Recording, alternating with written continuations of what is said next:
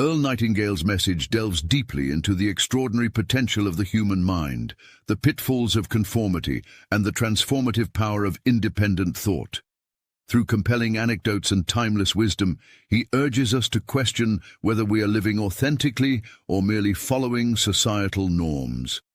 He highlights that regardless of our innate abilities, whether we possess 16-cylinder brains or more modest capacities, true fulfillment comes from setting and pursuing personal goals aligned with our inner voice.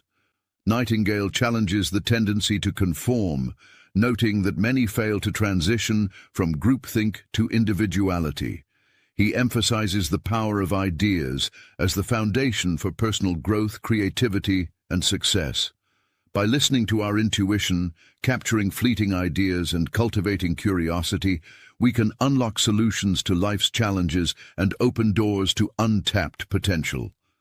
He also critiques the false sense of security many find in jobs or routines, advocating for continuous learning, adaptability, and proactive planning to navigate life's uncertainties. Above all, Nightingale reminds us that our greatest rewards come from meaningful contributions to others, aligning service with our goals. This message is a call to action. Embrace your individuality, nurture your mind, and live intentionally to achieve a fulfilling and impactful life. I knew a corporal in the Marine Corps during World War II who could perform the most astonishing tricks with his mind, and whenever some kind of test was ordered, he easily outscored everyone else on the base, if not the entire Marine Corps. Both his mother and father were full professors at leading universities. He came from a long line of people with towering IQs, and as a result could think rings around most of the rest of us and do mathematical problems in his head that we couldn't have done under any circumstances. He had inherited a 16-cylinder brain, and our species needs such people for the special tasks they perform. There are also a lot of 8, 6, and 4-cylinder brains, and we need those too.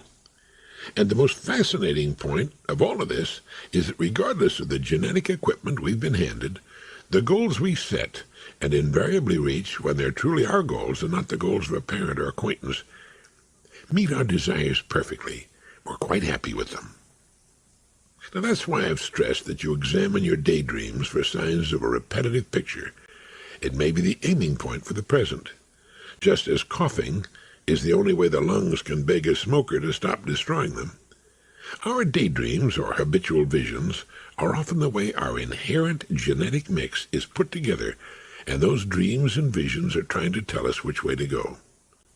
They're often the projection of our inner voice, and that inner voice is based on very sound judgment about our true inherent capacities. The thing we must put aside in order to fulfill our unique possibilities is conformity. We all conform in hundreds of ways, even those of us who feel we've gone our own individual way in the world, who have lived more or less as free and independent spirits, are conformists to an extent that would no doubt surprise us if each of those ways was listed and printed out for us. But we need to recognize that there are ways in which we must not conform, and we need to recognize the fact that the tendency to conform to the standards of others without question is insidious and ever present. There's a human tendency, no doubt acquired and strengthened in childhood, to believe that whatever people in significant numbers are doing must be correct, or so many of them wouldn't be doing it. That statement may never be spoken or thought of in just that way, but I'm sure you know what I mean. When I was a youngster, popular things were believed to be best. Florsheim shoes were thought to be the best, as were Hart, Schaffner, and Marx suits. Not that I ever owned either during that time. My father, and no doubt hundreds of thousands in similar situations, felt that Pontiac was the best car, but earlier it had been Buick. These were popular fads, which, unless one conformed to them, one simply wasn't in, or later hip. To flash the proper label indicated that you were knowledgeable about what to wear and drive. That was before Father took off for greener pastures. The fact is, they were all wrong. The popular, heavily advertised brands were fine and suited the great masses of people quite handily, but they really were not the best that money could buy. The great majority of people seldom enjoy the best of anything. They don't drink the best scotch or bourbon, wear the best clothes or shoes, or drive the best cars. The best is never the most popular. Now, I mention these things to establish the importance of questioning the things we do. Do we do them because they're what everybody else is doing, or because we've come to the conclusion that they're best for us and our personal journey into meaning? To young people, the need to belong is paramount.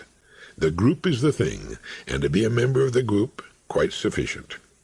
So sufficient that one is quite willing to lose every vestige of individuality and take on the trappings, speech, and habits of the group. Oh, God, just let me belong is their unspoken prayer, and that's fine. It's their first true identity outside their families, and it's important to them. That it takes them far afield of what their parents traditionally expected is better yet. Outraging, or at least amazing their parents is an important part of the act, and of course it is an act. Just as the thousands on spring break inundate the Fort Lauderdale, Florida waterfront like a herd of white-faced Herefords, virtually indistinguishable from one another, they're expressing their break with the polite routine of the family in their younger days. They're expressing their freedom from the family and with all other rules of human conduct by joining another group. They're still as individually faceless as they were before, perhaps more so. But this passage rite is important to them. Fine. But then it's time for each of them to find his and her own pathway in the world, and it's my observation that very few of them do. They've simply left one group and joined another. And while they will soon put aside such childish and primitive activity, chances are they'll still represent a group and act in most ways in unison. They will tend to live in tract homes or condominium apartments with all the charm and creative touches of army barracks, and spend their entire lives taking their cues from those in their peer group. A good rule to follow is, whatever the majority of people are doing, under any given circumstance, if you will do the exact opposite, you will probably never make another mistake as long as you live. We need to calm down, relax more, smile more. Pick that spot on the fairway or on the green where you want that lovely little ball to land, and then, when you're ready, hit the ball. River person or goal person, and sometimes a combination of both, is the way to go. Using our intuition along with our intelligence as a guide can be the best way to produce really super ideas. Make it a habit to carry a folded sheet of paper along with a writing instrument at all times during the day. Ideas have a habit of making their appearance at unexpected times, in the shower, while driving the car, while having a meal. Watch for them at breakfast and lunchtime particularly, while taking a walk. Whenever the mind is in neutral, as I call it, ideas have an opportunity to bubble up to the surface and show themselves off. We won't always get our best ideas during think time, but by planting the problem we're working on deep in our minds, it seems that the great subterranean part of our mind works on the idea when we're doing other things. When it hits on a possible answer, it waits for a quiet time to slip it to the top for evaluation. Those ideas should be immediately written down for serious consideration. I believe that our intuition has a way of plumbing our racial memory, or searching what Teilhard de Chardin called the noosphere, an invisible layer of human intelligence that forms a mantle around the earth. How it works is a mystery. That it does work, we've all demonstrated at times during our lives. Planting a problem or question deep in the subconscious by first turning it every which way during an in-depth conscious attempt to solve it usually results in the answer eventually appearing completely unbidden in our consciousness. Of course, we often say, it's so obvious. But it was not obvious when we rotated it on the rotisserie of our consciousness. It seems to happen with more frequency for those who count on its happening, who expect it and watch for it, as a ship's lookout watches for a light in the darkness. Women tend to be better at this than men. They seem to live closer to their intuition. Perhaps it's because they've historically had to, since they lack the physical strength to challenge men on a more basic level. I took my grandson to lunch recently. He's 10 years old. As we walked to the car afterward, there were some young men working with picks and shovels and jackhammers in what appeared to be the demolition of a service station. They were surrounded by dense clouds of cement dust as, stripped to the waist, they wielded their jackhammer, heavy picks, and shoveled the broken concrete. I stopped, and pointing to the young workman, asked Danny if that's the kind of work he wanted to do when he grew up. He watched them quietly for a moment and then shook his head. In the car, I explained to Danny that when men and women perform purely physical work, they're not utilizing their greatest resource. Thinking men and women are using their resources in the proper order. We can think better, more profitably, and serve more people through ideas than we can ever do physically. And it's better for our health, too. Then we have the joy of using our physical bodies for more agreeable pursuits: tennis, golf, sailing, fishing, swimming, camping, hiking, mountain climbing, running, exercising. Ideas, the great ideas that move us to be better and greater than we now are the deeply embedded anchors that will hold us in place steadfastly when the great storms of life crash about us. They're the anchors that prevent our being intimidated or diverted from our path by expediency, fad, or demagoguery. Great ideas provide us with a set of sensors that can pick up the dishonest and the phony, revealing the cheap and shoddy and the so-called quick buck. Great ideas provide a lifelong security system for us without disturbing our sense of humor. In fact, our sense of humor is greatly enriched by such ideas, and smiling and laughter become important parts of our days. We're by no means immune to mistakes, but we understand that they're a natural part of growth and reaching into the unknown. The ideas we hold should be in concert with our goals if our goals are to be successfully achieved. We say, "I have an idea." What is that? It's surely more than a neurochemical electrical response, although it's that too. An idea is the bringing together of known increments to provide a new result. Let's go to the beach, someone says. Without a moment's hesitation, we take the known beach factor, add it to existing transportation facilities, the proper clothing, possibly a picnic lunch, and suggest the resulting idea to those we're with at the time. It all happens instantaneously, although all sorts of interconnections are going on in our brains. The greater our general information, the more combinations we can put together, and the greater the reach of our possibility thinking, as Dr. Robert Schuller calls it. That's why young people should think twice before complaining about school courses they'll never use as adults. All information of a positive kind has value when we're formulating ideas. When we set an important goal for ourselves, we present to our mind a problem to be solved, a challenge to be successfully fulfilled. Instantly, far down in the labyrinthine interstices of its vast potential, the mind goes to work to find the information we need to turn that idea into reality. We commonly use this astonishing ability for ordinary things. For example, the idea of obtaining a particular automobile soon becomes a true automobile we can drive and wash on warm Sunday afternoons. Perhaps our path from inception of the idea to the time we get into the automobile, turn on the key, and drive away is rather tortuous, even circular, leading first here and then there. More often than not, we get in our own way by doubting the suggestions that filter into our consciousness, only to discover later that they would have been marvelous shortcuts and simplifications of the process if we'd only heeded them. But eventually, the idea, the invisible idea, becomes sheet steel and glass and upholstery and rubber, and from time to time a pain in the neck as well. The idea has become real in our lives, even if it takes 3 years to pay for it. We become what we think about, but the thinking is up to us, and the degree to which people regularly underestimate their capacity for accomplishment is immeasurable. Curiously, we think nothing of the accomplishments of others. That is, what others do we tend to take in stride. But when it comes to setting goals for ourselves, we tend to play things outrageously safe, and thus remain within limits embarrassingly small. Especially if there's some sort of maintenance program in effect. That is, if we have a job, though its real demands upon us are minimal, we will usually shut down any other efforts to prepare ourselves for 1, a much better, more interesting kind of work, or 2, any sudden emergency that might develop. I remember watching a television news program in which laid-off workers of a closed Navy yard were being interviewed. The announcer asked, "Well, what are you men going to do now that the Navy yard is closed down?" The man nearest to him said, "Well, I guess we'll just have to wait for it to reopen again."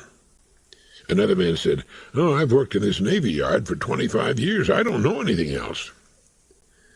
Here were human cattle that could graze in only one pasture, if we're to believe them, and now that the pasture was no longer there, they'd simply sit down and waste away.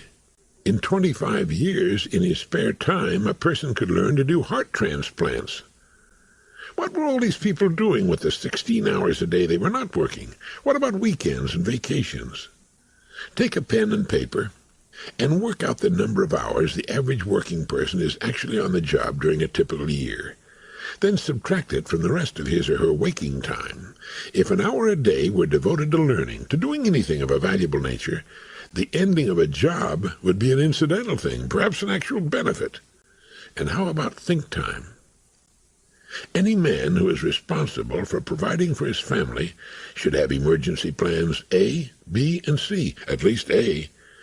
Just as a platoon leader in combat must ask himself, what if the enemy attacks at night? From the rear, on Sunday morning during breakfast.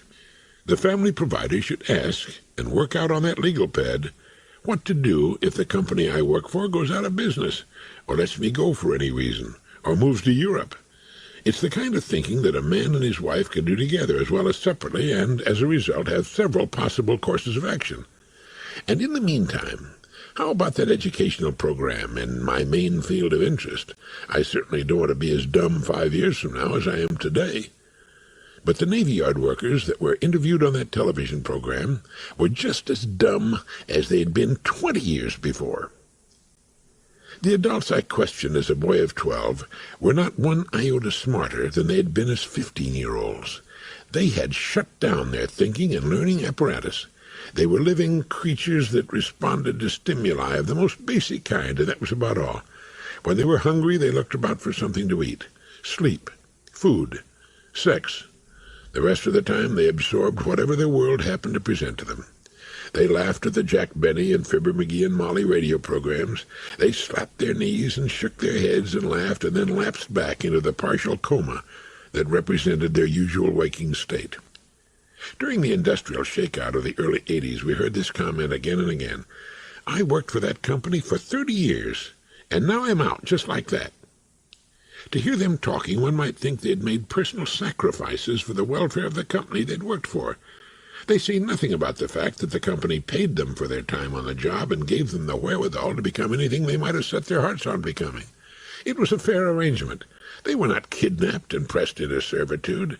They applied for their jobs and were accepted and were paid for the level of work they performed. There was no agreement to provide them with work until they were too old and infirm to continue.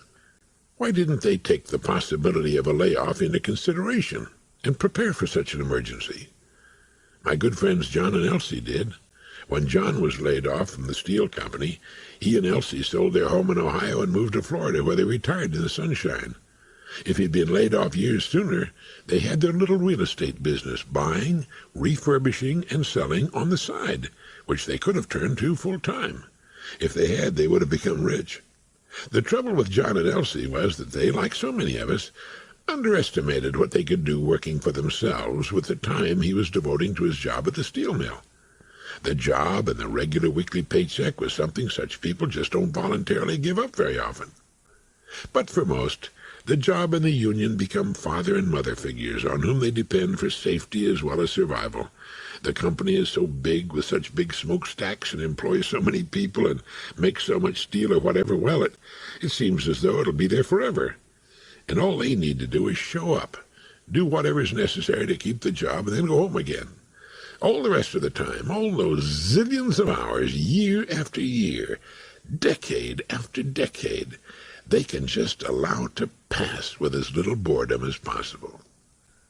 Why did no one talk to these people about change? How do such people remain isolated from important information? They're apparently hermetically sealed in ignorance, wrapped and tied in myths and shibboleths. I know. I lived among them. Keep reading like that and you'll ruin your eyes, my father used to say. Reading doesn't hurt the eyes, it's good for them, and especially good for the gray matter just behind them. But all that is gradually changing. Each year more people are moving into the group that thinks. Ideas are the most important things on earth. And each of us has his own or her own idea factory. It comes as standard equipment at birth, the big brain of the Homo sapiens, the single surviving member of the genus Homo. The baby is born, and we hold in our hands a miraculous living creature whose potential is unknown. What will enter that astonishing brain? And from those ingredients, what kind of life will this child fashion? Peter Drucker has characterized public education as an institution designed for the perpetuation of adolescence. In talking with high school girls one morning at breakfast, it was immediately clear that Drucker knew what he was talking about. Of course, chatting with three 17-year-old girls for 30 minutes does not constitute much of an in-depth study, but those with whom I come in contact as clerks in the stores and on the telephone seem to offer little in the way of encouragement. The average man who likes to fish is not a particularly good fisherman. It's believed that 10% of the fishermen catch 80% of the fish caught. The average bowler is not a very good bowler. The average golfer is not a very good golfer, and the list goes on and on. As someone once wrote, most of us do only as much as we must do in order to get by without too much discredit. That's good enough is a commonly heard remark, and it usually means it's really not very good at all. And it might pass for the life story of all too many people in the most prosperous nation with the most yawning opportunities the world has ever known in the history of human civilization. It's too bad that thinking is not a required course in the public schools. Not remembering, which is what most schoolwork is about, but thinking 1, 2, 3, 4, and so on, right into the higher realms of university education. It's the highest function of which the human being is capable, and it's not taught in our nation's schools. Thinking is taken for granted. What every working person should receive upon finishing the training program offered by his employer, if there is such a program, is a tape cassette program and printed material entitled Your Life and Your Work. In it would be found much of the material we're dealing with here, plus such things as recommended savings plans, emergency planning, and simple aptitude tests designed to help the person find the main area of his inherent competence. All this should be fascinating to the person. It opens up all kinds of interesting windows of opportunity. Options, options, options. The very things we need if we're to make the kinds of plans that will maximize, at least to some degree, what we are and what we can do. The program would have a section headed, You Have Lost Your Job, and the section would deal with that subject. What can you do that the community wants or needs? The community being the community or the entire United States or the free world. A good friend of mine, Derm Barrett of Ontario, Canada, a business consultant, devoted 800 hours to learning Spanish so thoroughly that he now holds business seminars in numerous Latin American countries. It opened up a whole new world of interest and opportunity for him. 800 hours, about the same time most working people devote to their jobs in just 20 weeks. Learning the Spanish language means learning or beginning to learn about an infinitely rich and fascinating culture. And if anyone needs modern business know-how, it's Latin America. When Derm Barrett explained over the telephone how he had taken on the job of learning Spanish, using his own principles of time management and goal setting, and how rewarding the resulting experiences were and are, I could feel his excitement and enthusiasm. His options had doubled. And how foreigners love us when we speak to them in their native tongue. Good ideas are wondrous, delightful, magical things. They explain why people sometimes earn vastly greater incomes after retirement than they ever did on the job to which they so assiduously clung for 35 or 40 years. With a pension providing a safe base below which they know their income cannot fall, they find they have the confidence to pursue those ends and ideas they lacked the courage to pursue when they were working. That's fine. There's nothing carved in marble about when we should do what we ought to do. Any time will do. But we hear such people say, I should have done this 30 years ago. My God, think where I would have been today, and think of the fun we would have had. The fact is, there's no such thing as security as long as we're alive. Security may only be found at both ends of life, before and after, not during. If we're looking for security during our lifetimes, we're looking for something that simply cannot be guaranteed. Insecurity is our natural state. It's not the chimera, the fire-breathing, multi-legged and clawed monstrosity we think it is. Insecurity can mean autonomy and gives us the options we need for interest and challenge in our lives. Insecurity brings out the best in us. It makes us press upon ourselves. It doesn't hurt to have 6 months or a year's income tucked away someplace. That also gives us freedom and autonomy. It gives us time to make a change. A good idea is an idea that results in a change that is beneficial, and good ideas come in all shapes and sizes. A good idea means change, and a great money-making good idea needn't come up with anything radically new. There's a larger success lurking in everything that is successful already through good ideas. If there's a modest business in town that's earning a profit for its owner, it can be improved to the point of earning a much larger profit. Don't ever say, "I'd like to get to the point where I can start taking things easy." Certainly you can arrange for the hard work to be done by others, but you want to keep thinking and planning for the future. If you don't, you'll die. Once a person runs out of anything interesting to do, he starts the long downward slide. He begins to fall apart. Things start going wrong. After you die, you can take it easy. The people who live longest are those people who never run out of something to do. They're farmers who have new crops to plant and harvest, fresh cows to milk, and 100 other chores that demand attention. And they're teachers who have a new class every year, or writers who get through writing on one subject and are soon off on another. And they're people who never run out of ideas. When they finally do come to the end of their lives, they vanish like the image from a suddenly broken motion picture film. We learn in reading Ortega that we are the only creatures on the planet who are born into a natural state of disorientation with our world. All other creatures are at home in their world, controlled entirely by instinct and reacting automatically to whatever stimuli affects them.